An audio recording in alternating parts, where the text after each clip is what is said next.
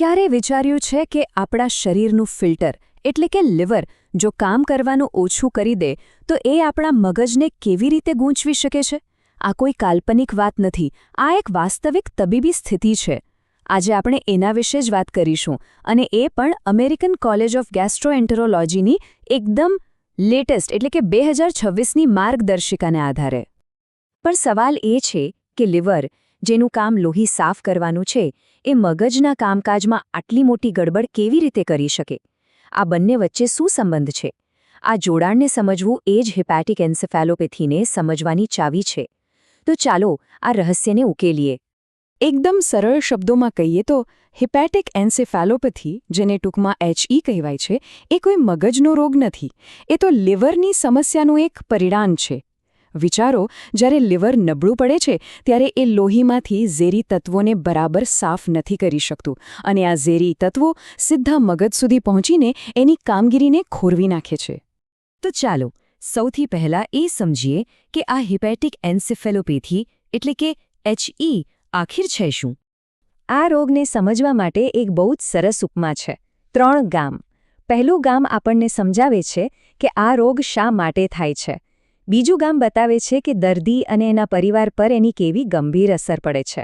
અને ત્રીજું ગામ આપણને એ શીખવે છે કે આ રોગ સામે લડવા માટે કેવા સાથ સહકારની જરૂર પડે છે. મતલબ કે આ ખાલી દર્દની એકલી તકલીફ નથી.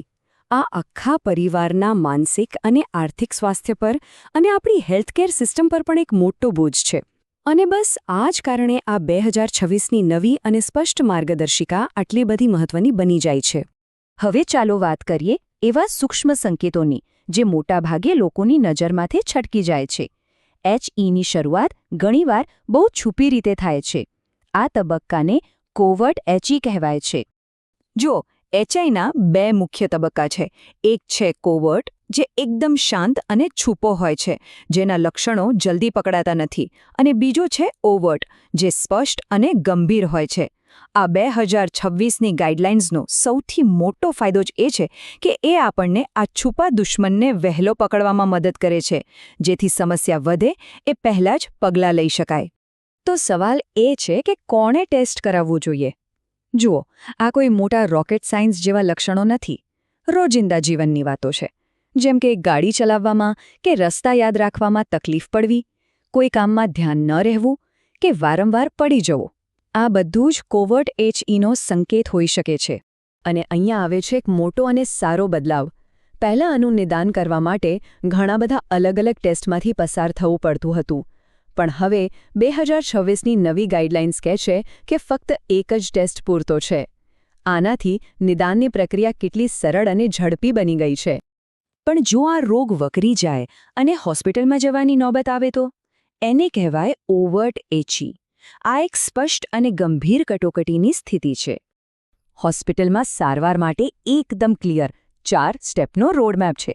સ્ટેપ 1, પહેલાં તો પ્રોબ્લેમ કેટલો ગંભીર છે એ સમજો અને એનું કારણ શોધો. સ્ટેપ 2, લેક્ટ્યુલોઝ જેવી સાચી દવાઓથી સારવાર શરૂ કરો. સ્ટેપ 3, જુઓ કે સારવારની અસર થઈ રહી છે કે નહીં. અને સ્ટેપ 4, દર્દીને રજા આપતી વખતે એક મજબૂત પ્લાન બનાવો, જેથી આ સમસ્યા ફરીથી ન થાય. અને હવે એક બહુ જ મોટી વાત, જે વર્ષોથી ચાલી આવતી એક માન્યતાને તોડે છે. પહેલાં ડોક્ટર્સ લોહીમાં એમોનિયાનું લેવલ ચેક કરીને HEની ગંભીરતા નક્કી કરતા હતા. પણ 2026ની આ લેટેસ્ટ અમેરિકન ગાઈડલાઇન્સ એકદમ સ્પષ્ટ શબ્દોમાં કહે છે, ના, એમોનિયાના લેવલ પર ભરોસો ન કરો. એ ભરોસાપાત્ર માપદંડ નથી. આ એક ગેમ ચેન્જર છે, જે સારવારની દિશા જ બદલી નાખે છે. તો પછી સાચી સારવાર શું છે? 3 મુખ્ય વાતો પર ફોકસ છે. પહેલું, લેક્ટ્યુલોઝ જેવી અસરકારક દવાઓ આપો.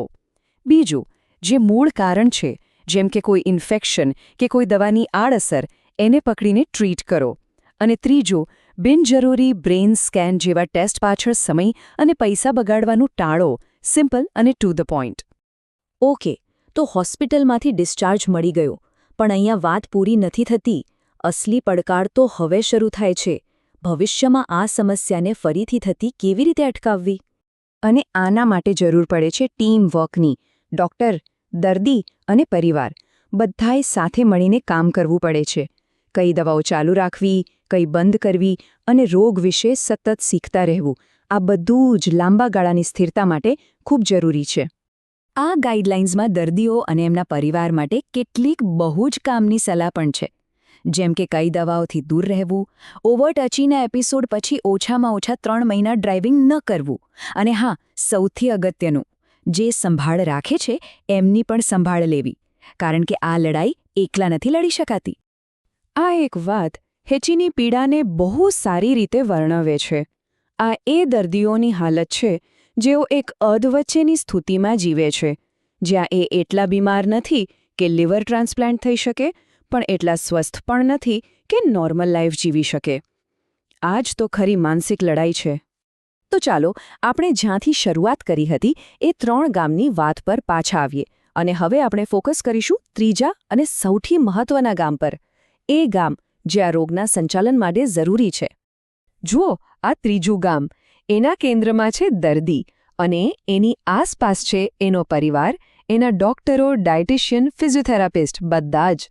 આ જ સાબિત કરે છે કે એચઆઈ સામેની લડાઈ જીતવા માટે કોઈ એક વ્યક્તિ નહીં, પણ આખા સમુદાયના સાથ સહકારની જરૂર છે.